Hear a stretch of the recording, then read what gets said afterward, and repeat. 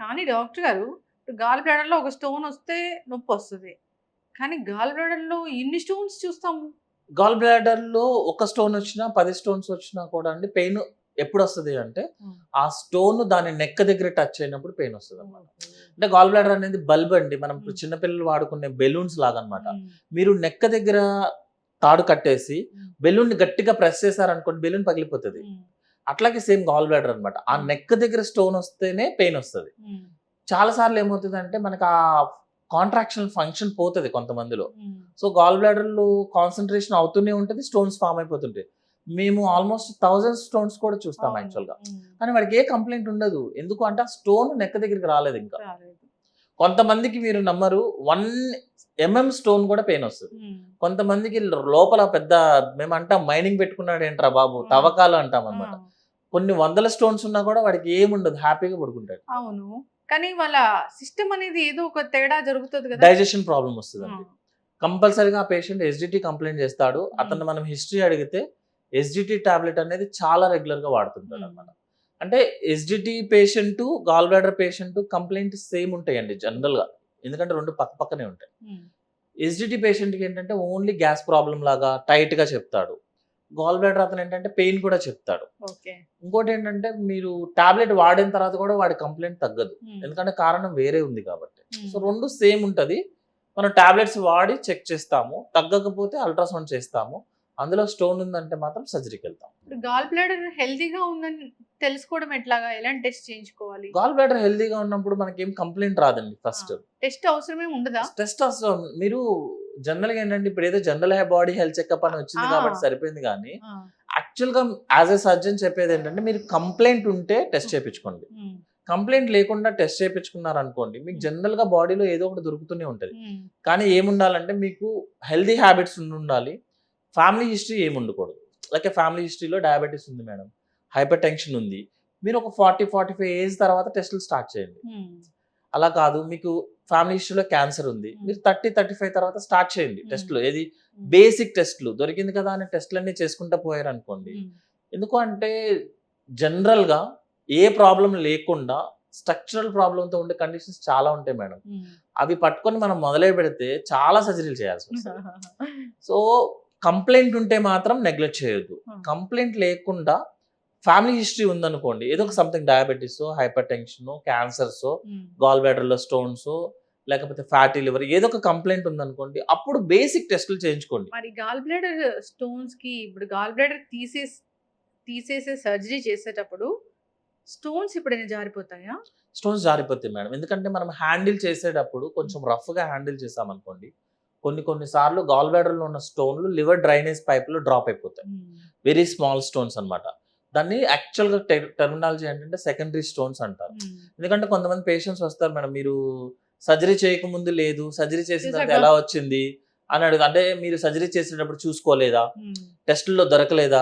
Radiologist తప్పు చేసాడా? హ్మ్. ఎందుకంటే జనరల్‌గా మనం బ్లేమ్ చేయడం ఈజీ. అవును. సర్జరీ చేసే ఒకళ్ళని బ్లేమ్ చేయడం ఈజీ మనం. బట్ ఒక 10-15% కేసెస్‌లో హ్మ్. గాల్ బ్లాడర్ సర్జరీ చేసిన తర్వాత హ్మ్. స్టోన్స్ లివర్ డ్రైనేజ్ పైప్‌లో డ్రాప్ అవుతాయి మేడం. హ్మ్. బట్ సైజెస్ చాలా చిన్నగా ఉంటాయి. అవి హ్మ్. కొన్ని రోజులు మెడికల్ మేనేజ్‌మెంట్ చేస్తే డ్రాప్ అయిపోతాయి. కరిగించొచ్చు. కరిగేటివి కాదు వెళ్ళిపోవడమే మేడం. స్టోన్స్ సెపరేట్‌గా కరిగించడం కుదరదు మేడం. హ్మ్. గాల్ బ్లాడర్ స్టోన్స్ ఎప్పుడు కరగవు. ఓకే. వెళ్ళిపోతాయి. లైక్ మనం ఆర్థోపెడిక్ డాక్టర్ కాకుండా హ్మ్. పుత్తూరు కట్స్ అని మీరు ఐడియా అవును. ఉంటది. హ్మ్. లేకపోతే పాముకి పసరమందు అనేది. అవును. ఆ! అవేంటంటే ఆటోమేటిక్‌గా పోతాయి. హ్మ్. దాన్ని మనం అడిషన్ యాడ్ చేస్తాం అంతే. ఆ! కరగడం కుదరదు. హ్మ్. గాల్ బ్లాడర్ లేదు డాక్టర్ గారు. లేకపోతే డైజెషన్ ప్రాబ్లమ్ వస్తది. జనరల్‌గా హ్మ్. ఒక 1,00,000 మందిలో ఒక సర్జరీ అయింది మేడం. హ్మ్. ఒక్క పేషెంట్‌కి మనం గాల్ బ్లాడర్ రిమూవ్ చేసాం. హ్మ్. పని చేస్తుందో, పని చేయదో ఏదో ఒక కాన్సెప్ట్‌లో రిమూవ్ చేసాం. మన బాడీలో ఒక ఆర్గాన్ తీసేసాం కదా! హ్మ్. సో, మినిమమ్ సైడ్ ఎఫెక్ట్ అయితే ఉంటది. సైడ్ హ్మ్. ఎఫెక్ట్ లేదు అని చెప్పడం అయితే కరెక్ట్ కాదు హ్మ్. యాక్చువల్‌గా. సో, వాళ్ళనేం చేస్తామంటే గాల్ బ్లాడర్ సర్జరీ అయిపోయిన వాళ్ళని ఒక 1 మంత్ వరకు ఫ్రై ఐటెమ్ తినొద్దని చెప్తాం. హ్మ్. అప్పుడేంటంటే మన బాడీ అడ్జస్ట్ చేసుకుంటది ఒక ఆర్గాన్ లేదని. బట్ 100% ఎవరికీ కాంప్లికేషన్స్ అవ్వదా అంటే అవుతది యాక్చువల్‌గా. హ్మ్. ఒక 1,00,000 లోనో, 2,00,000 పీపుల్‌లోనో ఒకళ్ళకో ఇద్దరికో కొంచెం గాల్ బ్లాడర్ సర్జరీ అయిన తర్వాత ఎస్‌డిటీ ప్రాబ్లమ్ రావటము, హ్మ్. లూజ్ మోషన్స్ అవ్వటము చూస్తున్నాం మేడం యాక్చువల్‌గా. ఓకే. ఎస్ డాక్టర్ గారు. ఇంకా ఇప్పుడు గాల్ బ్లాడర్ గాల్ తర్వాత బ్లాడర్ తర్వాత ఏంటంటే గ్యాస్ట్రిక్ అవుట్లెట్ అబ్స్ట్రక్షన్ ఉంటుంది మేడం. అంటే ఏంటంటే స్టమక్ ఇంటెస్టైన్ కలిసే ప్లేస్ అన్నమాట. అదొక స్ట్రక్చరల్ ప్రాబ్లం. సర్జరీ మాత్రమే ఆప్షన్. దాన్ని దాటిన తర్వాత ప్యాంక్రియాస్ మేడం. ప్యాంక్రియాస్‌లో జనరల్‌గా మనం చూసేది ఏంటంటే క్రానిక్ ప్యాంక్రియాటైటిస్ అంటాం. అంటే ఏంటంటే ప్యాంక్రియాస్‌లో స్టోన్స్ రావడం, ప్యాంక్రియాటిక్ డక్ట్ బ్లాక్ అవ్వడం, వాటికి సర్జరీ. స్ట్రక్చరల్ ప్రాబ్లం అంటే సర్జరీ మేడం. ఇన్‌ఫ్లమేషన్ ఉంది, ఇన్ఫెక్షన్ ఉంది ఉంది అంటే అంటే మాత్రమే మెడిసిన్స్. అలా కాకుండా క్యాన్సర్ ఉంది మేడం. సపోజ్ స్టమక్‌కో, ఫుడ్ పైప్‌కో, గాల్ బ్లాడర్‌కో, లివర్‌కో, లేకపోతే ప్యాంక్రియాస్‌కో, స్మాల్ ఇంటెస్టైన్‌కి, కోలాన్‌కి సర్జరీ. క్యాన్సర్ అంటే ఏంటి? గెడ్డ. అది ఒక స్ట్రక్చరల్ ప్రాబ్లమ్. తీసేయాలి. దానికి మనం సర్జరీ చేసి తీయాల్సిందే. దాన్ని మెడిసిన్స్‌తో తగ్గించండి అంటే కుదరదు.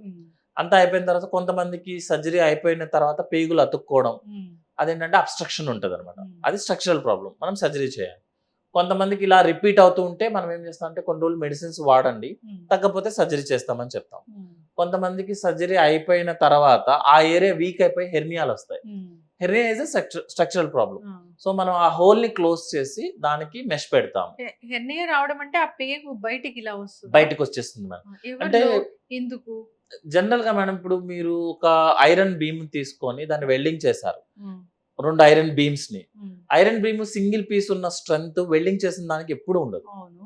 నేను సర్జరీ చేశాను. ఓపెన్ సర్జరీ చేశాను. పేగుని పొట్టని కట్ చేశాను. అతికిచ్చాను. సేమ్ స్ట్రెంత్ ఉండదు కదా! 80%కి డ్రాప్ అయిపోతది. మళ్ళీ ఇంకో సర్జరీ అయింది. ఈసారి 60%కి డ్రాప్ అవుతుంది. పేషెంట్‌కి ఒబీస్ ఉండడం, మోషన్ టైట్ అవ్వటం, కాన్‌స్టిపేషన్ ఉందనుకుందాము. వీక్ అయిపోయిన ప్లేస్‌లో ఆల్రెడీ బవల్ బయటకొచ్చేస్తుంది. బవల్ చర్మం దాటి బయటికి రాదు. చర్మం కిందకి మన ఏదో ఒక టఫ్ షీట్ ఉంటదనమాట. దాన్ని బయటకొస్తది. దాన్ని హెర్నియా అంటారు. ఎందుకు వస్తదంటే మీరు ఎక్కువ సార్లు సర్జరీ చేయించుకుంటే వీక్ అయ్యి హెర్నియాలొస్తాయి. ఏ సర్జరీలైనా. ఏ సర్జరీ అయినా ఈవెన్ మీరు నమ్మరు.